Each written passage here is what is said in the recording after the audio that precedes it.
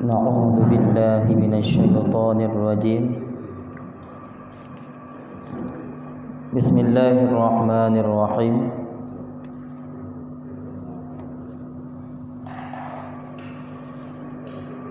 Allahumma salli wa sallim wa barik ala sayyidina Muhammad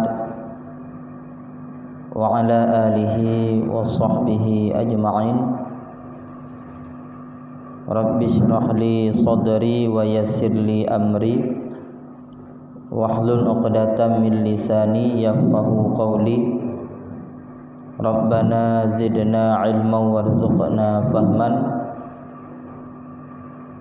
Qala al-musannif wal muallif rahimahullahu ta'ala wa nafa'ana bi'ulumihi amin ya rabbal alamin.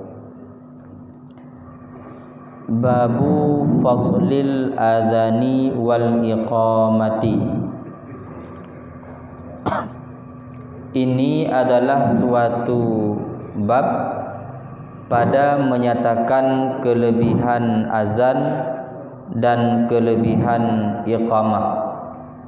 InsyaAllah ta'ala pada malamnya akan takun tentang pembahasan yang menyatakan kelebihan azan dan kelebihan iqamah.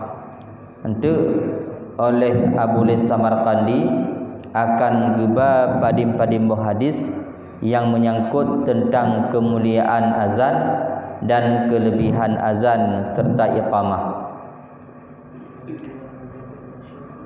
Yang pertama oleh Abu Lis Samarqandi geukeun sabuh hadis. Warawa Al-Qasim an Abi Umamah Al-Bahili, dan meriwayatkan oleh Al-Qasim. Al-Qasim mengambil riwayat daripada Abi Umamah Al-Bahili, semoga Allah meridainya, bahwa sungguh Nabi SAW bersabda, ya Nabi nak pernah geukeun tentang sabuh hadis menyangkut dengan kelebihan azan dan urang azan.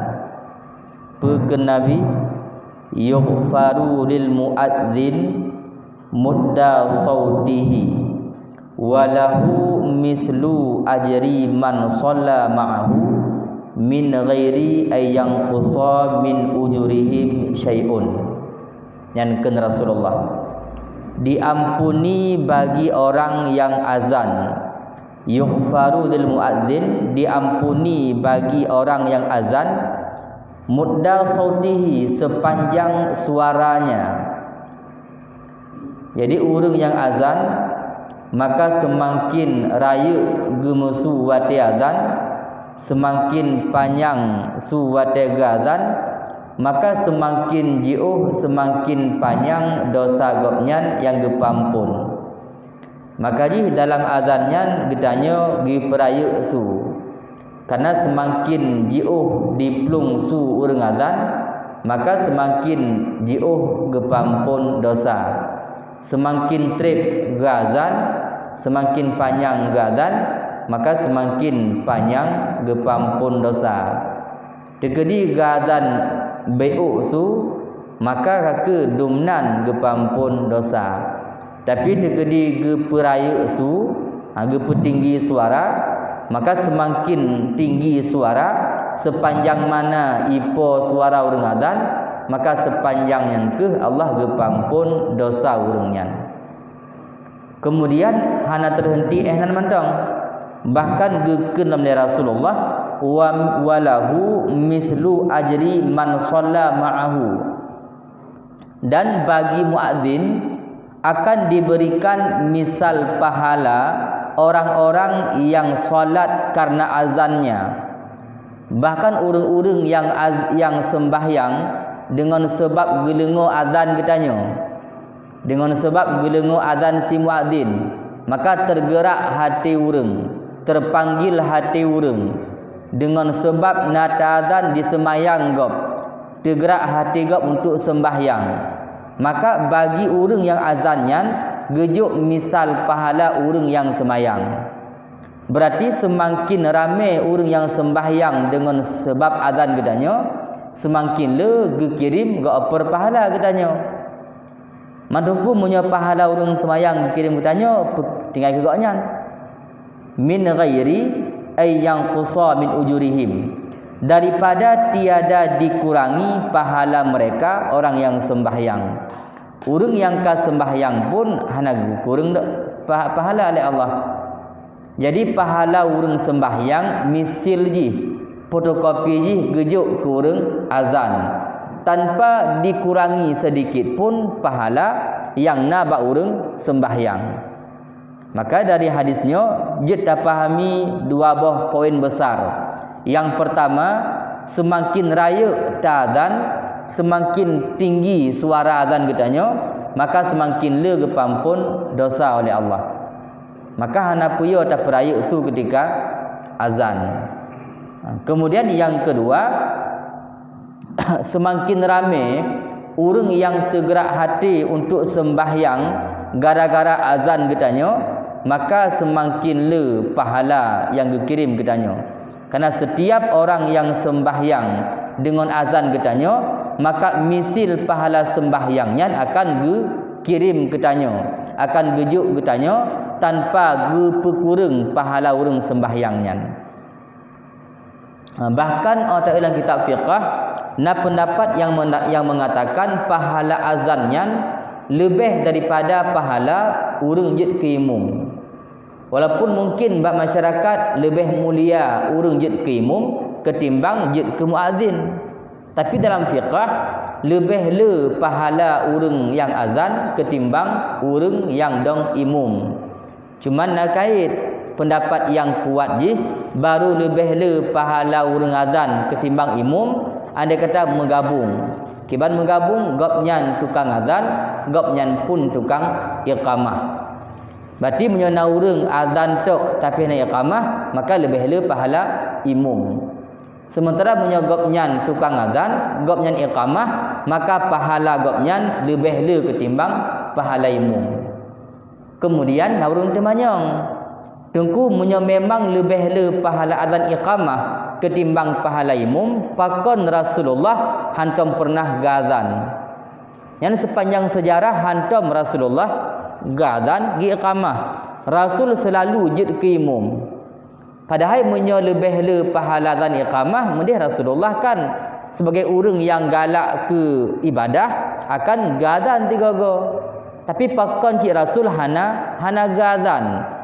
Bahkan geyu sahabat untuk azan hana azan kedra legoknya. Nyan ada dua buah jawapan. Tapi itu mungkin le cik long. Tapi yang terumpak dua buah jawapan pakon Rasulullah lebih dipilih jid ke imam ketimbang jid ke muazzin. Yang pertama dikarenakan Rasulullah lebih galak bekerja but yang haid gop, but yang yo gop, but yang sanggup gop. Yang selama mantang hudib Rasulullah, sahabat hana yang berhak dang imam, hana yang terjud. Bahkan ketika Rasul sakit mantang, sahabat han terjud dang imam ganto Rasulullah.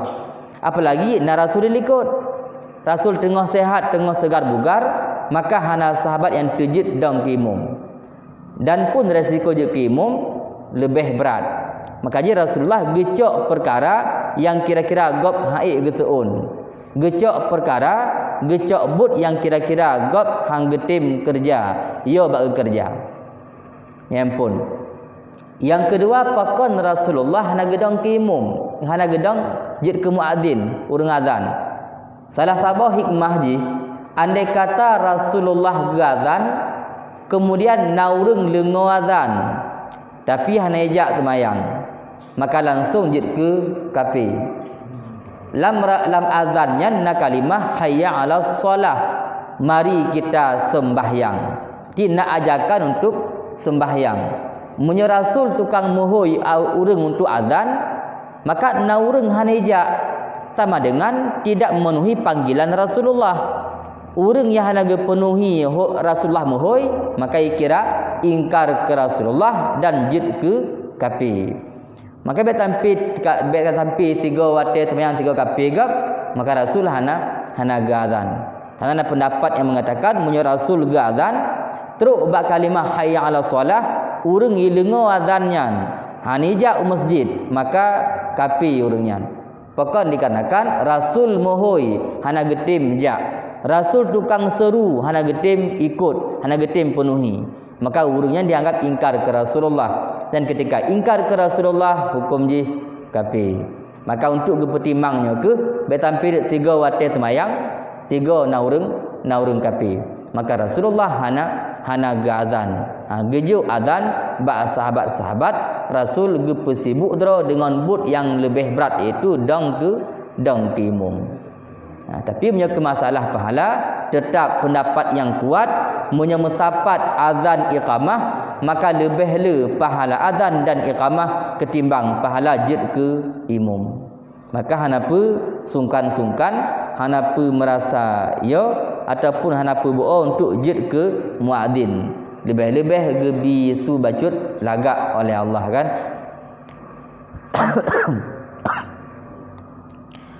Kemudian hadis yang kedua,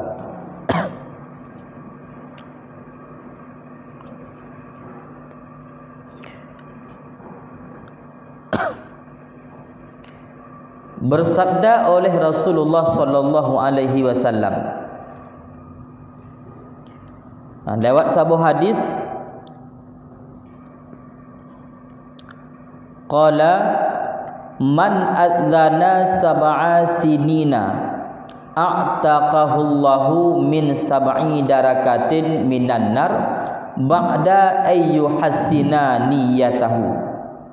Kan Rasulullah lam, siapa saja yang azan selama 7 tahun, 7 tahun gapnyan istiqamah jid ke muadzin, walaupun kan tip wate pokoknya istiqamah selalu jid ke muadzin walaupun cuman lam tiura 3, maka hikmah ji kan Rasulullah a'taqahullahu, gepe merdeka akannya seseorang oleh Allah daripada 7 lapisan neraka. Maka hikmah urang azan selama 7 tahun istiqamah je ke muadzin, gepe merdeka oleh Allah daripada 7 derajat, 7 pintu neraka. Tapi kait kiban kait ba'da ayyu hasina niyatahu, setelah bahawa ia membaguskan niatnya, meluruskan niatnya. Berarti wate gazan gepe pahnit ile, hana gaharap ke dunia, hana gaharap ke pujian gop, hana gaharap bujud ke urang yang disegan oleh urang lain. Jadi menyamunan muadzin nyan baru merumpok pahala yang le syarat beget nit, bekna rasa ria, bekna rasa bangga, bekna rasa mohon untuk beri puja-puja lek gop, beri hormati lek gop, bermulia bak gop, bite soleh lek gop. Maka peget nit ile. Munyo kaget nit terkedi istiqamah jid ke urang muadzin, jid ke urang azan selama 7 tahun, maka hikmah jika Rasulullah a'taqahu min sab'i darakatin minan nar, gepe merdeka oleh Allah nibak 7 lapisan api neraka. Ditambah dengan hana tamong neraka. Hana neraka cuma 7 buah tingkat. Yang hadis yang kedua. Kemudian hadis yang kele, wa an Atha ibnu Yasar anna Nabiyya sallallahu alaihi wasallam qala. Daripada Imam Atha bin Yasar, ia mengatakan bahawa sungguh Nabi sallallahu alaihi wasallam pernah bersabda, "Pekan Rasulullah, yughfaru lil muadzin mudda sautihi." Diampuni dosa bagi orang yang azan sepanjang suaranya. Dum naji'u hiposu reng azan, dum nan ke Allah pampun dosa. Maka semakin raya suaran semakin pah. Wa yusaddiquhu kullu ma sami'ahu, dan akan dibenarkan akan si muadzin oleh tiap-tiap benda apa saja yang mendengar suara azan. Kemudian bandung benda, bandung makhluk yang gelengo lafaz azan akan gepebutoi urang azannya. Mesti le urang azan Allahu akbar. Ilengo le bakaye, ilengo le papun, ilengo le binatang ipebutoi. Nyo Allah Maha Besar. Ketika muadzin kan asyhadu alla ilaha illallah, maka seluruh makhluk yang gelengo suazan pun bersaksi kamu pun mengakui cid hana Tuhan kecuali Allah. Nah yang gadan dah mulai urang azan, ken asyhadu anna Muhammadar Rasulullah, maka seluruh makhluk yang dengar suazannya juga akan membenarkan bahawa Muhammad adalah Rasulullah.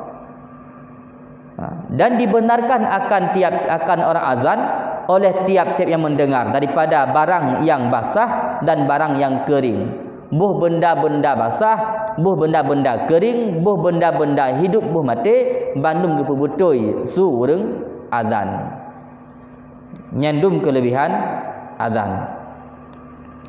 Kemudian nah hadis selanjutnya hilam. Wa an Abi Sa'id Al-Khudri, semoga Allah meridai beliau, berkata ianya Sa'id, idza kunta fi hadhil bawadi, apabila adalah engkau dalam kampung ini lalu engkau azan, farfa sautaka, maka tinggikan olehmu akan suaramu. Peken Abi Sa'id menyodroneh nazan, maka nepe tinggi suara setinggi-tinggi mungkin. Dumna i'tab takli itu, maka yukli ehnan. Beda antara jid qimum dengan azan. Munyo imum sekedar gepejahar beraya tu belengar bermakmum kan yukli, tapi munyo jid ke muadzin cik geyu farfa yu petinggi su yukli su, maka semakin tinggi perakan suara danyo semakin tinggi ta azan baik tentu untuk azan. Jadi hanapa tak ikut perakan anjuran yang pegah baik raya-raya tu azan. Peraya tu azan lebih-lebih dan si Bandung urang Islam. Hanapa termakut na urang terganggu gara-gara suazannya. Karena Bandung makhluk yang hidup yang mati akan membenarkan suara azan, kecuali syaitan dengan munafik. Yang hana galak ke azan tak dua bah kelompok. Yang pun syaitan, yang kedua munafik. Yang syaitan wati gelengar tu azan itu iklik iplung. Urang munafik menancit wati lengar tu azan hana galak je terganggu. Maka munyo kira-kira dia tak lengar tu azan merasa risih hati danyo, merasa hana galak, mungkin nasibut nifak hati danyo. Mata lengar azan citkah hana galak, citkah hana nyaman, citkah hana pahdu, citkah terganggu. Maka mungkin hati-hati kadang dalam hati dan nasibut munafik. Karena kun dalam riwayat yang benci ke suara azan hanya syaitan dan kaum munafik. Orang yang beriman hanya mungkin merasa terganggu, hanya mungkin merasa perakan risih dengan suara azan.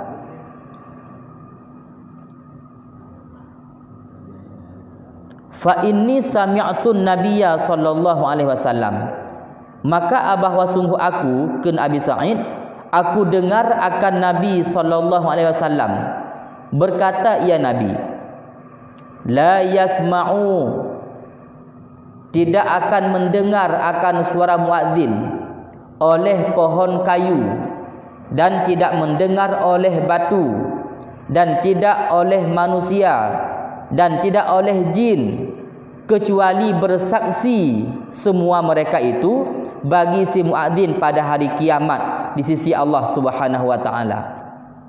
Jadi makhluk yang lengar suara danyo, buh manusia, buh jin Islamnya, buh kai, buh bate, bandung tinggal di hari kiamat akan bersaksi di leka Allah, getanya termasuk orang yang petinggi syiar agama.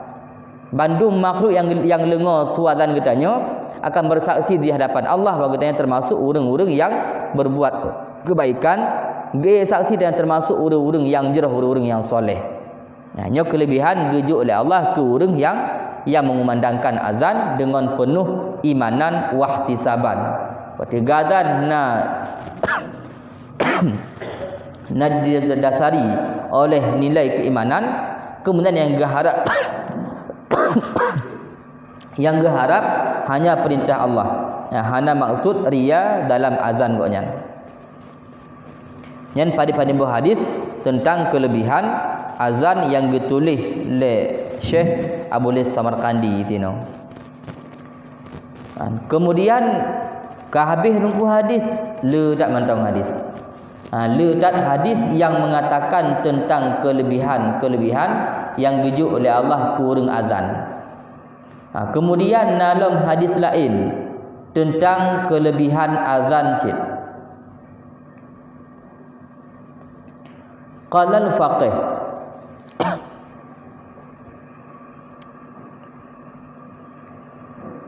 bersabda oleh Rasulullah sallallahu alaihi wasallam, khamsatun, ada 5 golongan, admanu lahumul jannah, yang aku jamin bagi kelima kelompok tersebut akan syurga. Kun Rasulullah na 5 kelompok manusia, yang ke-5 kelompok manusianya gejamin syurga oleh Rasulullah. Toh 5 nya.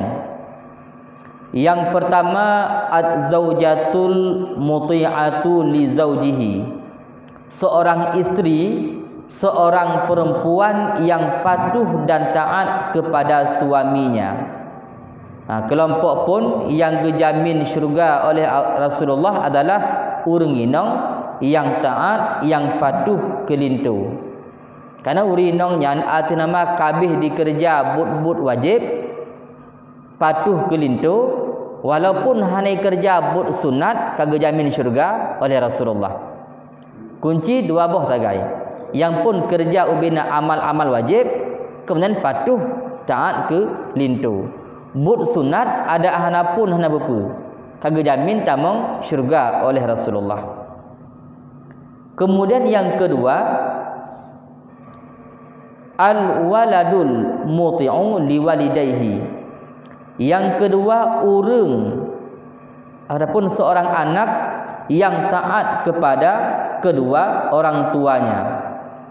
Yang kedua yang dijamin syurga oleh Rasulullah adalah sirawana, yang mana anaknya getem taat, getem patuh, getem minta ridha urang cik, yang juga dijamin syurga oleh Rasulullah. Jadi anak yang patuh ke urang cik, yang tem pertimbang urang cik, yang tim minta ridha urang cik, hanya gejamin syurga oleh Rasulullah. Walaupunnya agak hek kan, agak hek. Karena hek tamita anak yang tim patuh sepenuh jih kepada urang cik. Bahkan jangankan ba'da mun jino, ba'da mun Rasulullah pun cik memang kana anak-anak yang hana patuh ke urang cik. Ba'da mun Rasulullah pun cik memang kana anak-anak yang hana peduli ke urang cik. Dalam kitab I'anatul Talibin juzuk yang ke-4 inan naga tulis tabah kisah bahawa di masa Rasulullah pernah teruk tira anak muda gejak ba Rasulullah. Gekeun le anak muda nyan ba Rasulullah, wahai Rasulullah, lun kena juk pengaduan ba dron bahawa iyah lun selamanya sering tat dicok-cok harta lun tanpa izin. Maka lun mohon wahai Rasulullah, netulung tegur iyah lun, netulung juk nasihat ke iyah lun agar iyah lun baik le dicok harta lun tanpa izin. Tapi hek lun minta peng, susah payah lun kerja, tiba-tiba peng lun harta lun icok la iyah dipakai hana izin. Maka leuh gelengo pengaduan orang muda nyan gekeun oleh Rasulullah, yuhoi iyah gok nyan. Menantruk iyah gok nyan geu oleh Rasulullah. Rupaji iyah uragam nyan katuha kalumoh. Maka getanya oleh Rasulullah, wahai orang tuha, wahai bapa, lun dengar ba anak drone necok harta anak tanpa izin. Pokon menan mandron. Pekahan tepu bahawa munyo anak ka balik, maka anaknya na harta yang milik gok nyan jid kelola kedro hanya tacok hana izin. Pokon dron hai bapa necok harta anak hana izin. Maka sedih orang tua yang bunuh. Pokon sedih. Sedih yang pertama dikarenakan gopnyan cok penganu terus hati anu jak adukan bak Rasulullah. Pada yang gecok penganu dro yang barokah dari ubud ge petimang ge jaga ge pudip. Pi wate gecok peng le gopnyan ke atas anu getim adu bak Rasulullah. Yang kedua malai bak Rasulullah. Maka dalam ru'i mata geken le bapaknya bak Rasulullah. Wahai Rasulullah, kana lun jamun ghaniyun ya Rasulullah, urang kaya ya Rasulullah. Wa huwa faqir, anak lun nyan gasin mentang, hana harta bacut. Ya Rasulullah, dahulu lunnya urang yang qawiyun ya Rasulullah, urang kuat ya Rasul. 3 lun, lun kerja. Wa huwa ajizun, anak lun yang lemah ya Rasul. Waktu buat lemah hai kerja. Tapi masanya ya Rasulullah ketika lun kaya, lun napeng, lun kuat, lun kerja, hantam pernah ya Rasulullah megrit ke anak. Hantam pernah ya Rasulullah hetong-hetong padun pabih le anak. Hantam lun som ya Rasul peng dari anak. Hantam lun tentun pe kebutuhan anak. Tapi urangnya ya Rasulullah ketika anak kakaya, lun yang kagasin. Ketika anak yang ketiga ya Rasulullah, lun yang kalemah ya Rasul. Dimekrit oleh ya Rasulullah. Itentun nafkah kelun ya Rasulullah. Hansip ijuk kelun ya Rasulullah. Kena nyan ke lun cok atagak nyan tu kebutuhan lun ya Rasulullah. Maka leh gelengo tanya ke Rasulullah pun tanpa sadar tujuh imata. Leh nyan geken ya Rasulullah. Demi Allah wallahi, hana mutira urung pun yang lengo mena kejadian, kecuali urang yang lengonya akan ru imata tingat ke kelakuan anak. Munyo dumna kejadian tegedi geu le urang lan rasa ke Rasulullah, hana urang yang kejadian semacamnya kecuali akan lima goknya. Pokon nyan dum beda perlakuan anak ngon ayah. Ketika ayah kaya, ayah tega, anak piang galak, jit geblo, jit gelake. Tapi ketika anak yang kaya, anak yang tegak, iyah kalemah, iyah yang kahna lepeng, anak perhitungan kaya, mekrit-krit kaya, metetong kaya. Maka mungkin wajar nah haba urang jamun kiban monyo urang cik kaya, anak jit ke raja. Tapi di anak kaya, urang cik jit ke pembantu. Dan pun urang Aceh jamun pernah gekeun kan, urang cik demi ke anak mesek-mesek geilah daya, tapi anak ke urang cik pisang putih mengharga. Anak ke urang cik bak tabah jamak getim menjaga, tapi urang cik, tapi anak apa ban urang cik demi ke anak mesek-mesek geilah daya. Anak ke urang cik pisang putih mengharga. Urang cik demi ke anak bak tabah jamak getim menjaga, tapi anak ke urang cik bak tika kateti genit kahana. Beda antara but anak dengan but urang cik. Maka keun Rasulullah monyo anak nyan patuh ke urang cik, gepesenang hati urang cik, gemita ridha urang cik, maka akan dijamin syurga oleh Rasulullah. Kemudian yang kele kelompok yang dijamin syurga oleh Rasulullah adalah al-mutawaffa fi tariqi ila Makkah. Orang yang wafat tengah jak ke kota Mekah untuk melakukan haji dakala umrah. Gepasang hati get, gepasang nit get, gemulangkah tanah suci, kena kerja haji dan umrah. Tengah-tengah kerja haji umrah, maka gecok nyawang oleh Allah. Yang urang yang lagian pun dijamin syurga oleh Rasulullah. Kemudian yang keput ke Rasulullah, sahibu khuluqil hasan, urang yang na akhlak yang get. Urang na akhlak get pun dijamin syurga cit oleh Rasulullah. Dan yang kelimang baru al muadzin fil masjid minal masajid.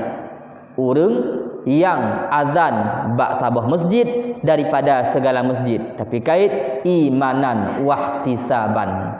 Repaji urang azan bak masjid bak musalla, munyo ge azannya nak kait imanan wahtisaban, karena iman ge azan mengharap ridha Allah, kon gara-gara riai puja legap juga jid termasuk dalam kelompok urang-urang yang dijamin syurga oleh Rasulullah. Menan hadis Rasulullah sesuai kitab Tambihul Ghafilin kada Imam Abu Lis Samarkandi.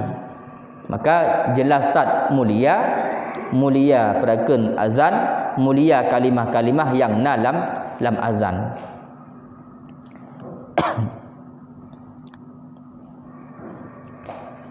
Kemudian hadis selanjutnya wa an Jabir ibni Abdullah anna nabiyya sallallahu alaihi wasallam qala idza nadal muadzinuna bil adzan, apabila menyeru oleh muadzin dengan azan, niscaya larilah syaitan, sehingga ada ianya syaitan lari, itu birrauha. Rauha adalah 30 mil daripada kota.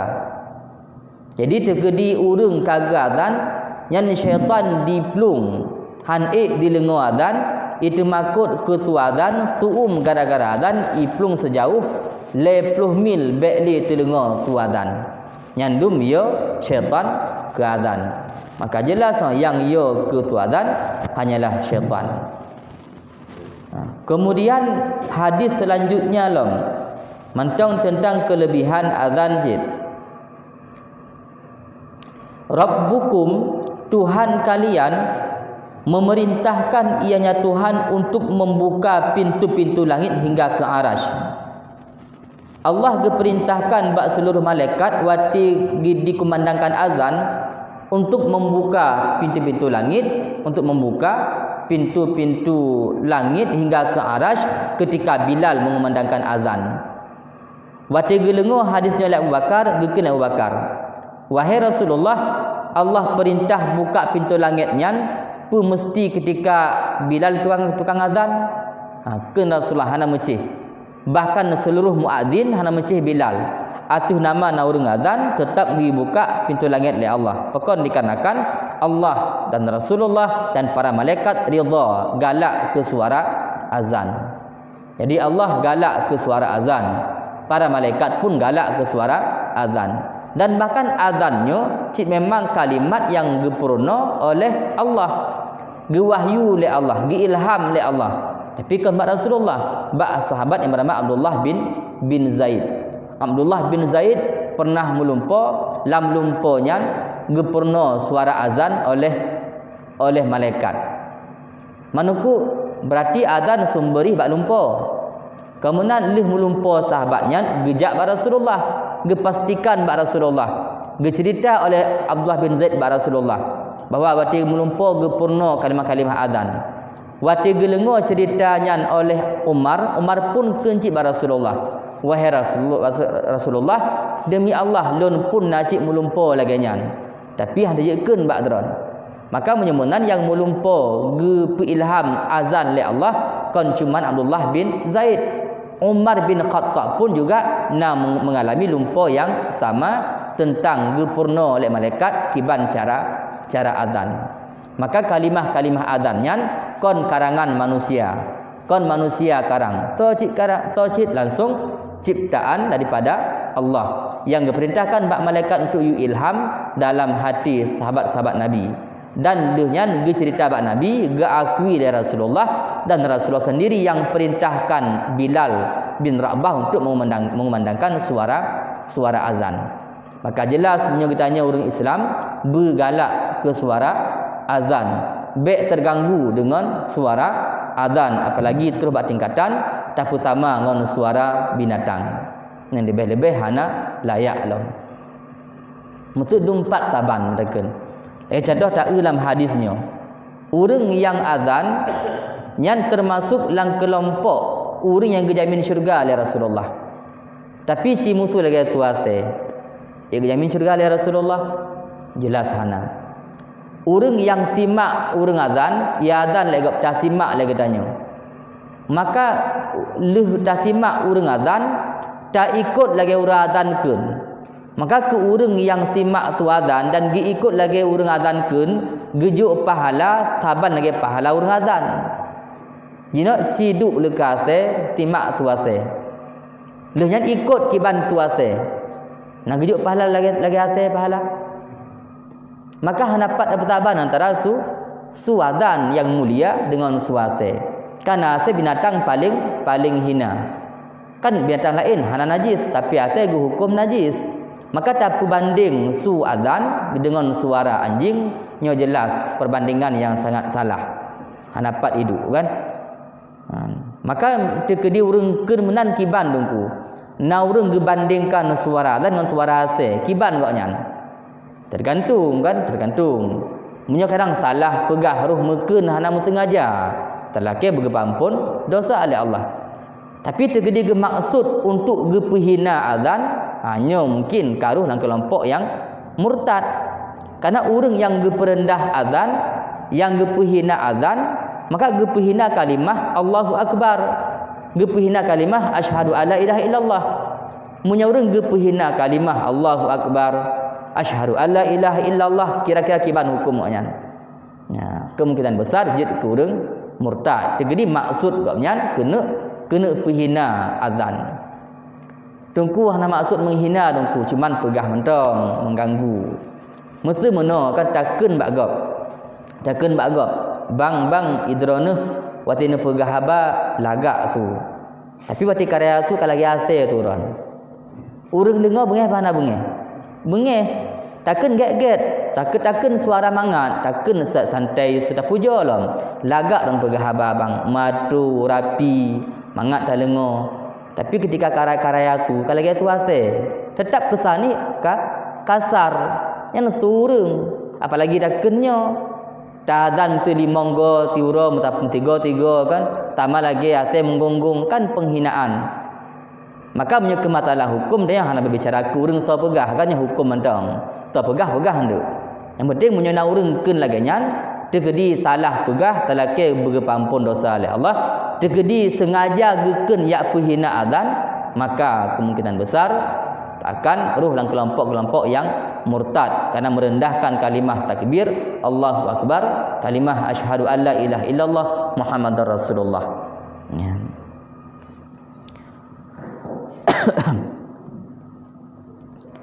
Selanjutnya hanya tamong dalam ketentuan adapun adab-adab yang nabak urang azan supaya gopnyan merumpuk pahala-pahala lagi gepegah gunakan.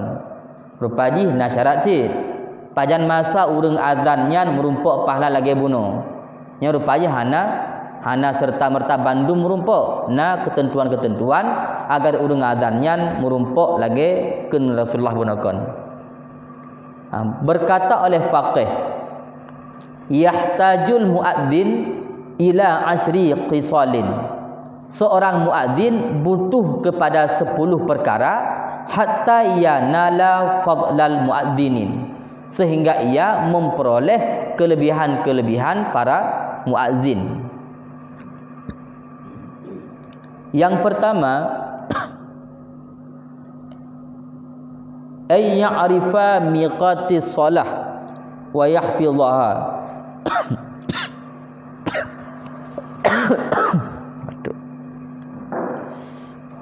Yang pertama bahwa si muadzin mengenal miqat sembahyang dan memelihara miqat sembahyang. Yang kedua, adzan. Wallahu a'lam bissawab. Sallallahu ala sayyidina Muhammad sallallahu alaihi wasallam. Sallallahu ala sayyidina Muhammad sallallahu alaihi wasallam.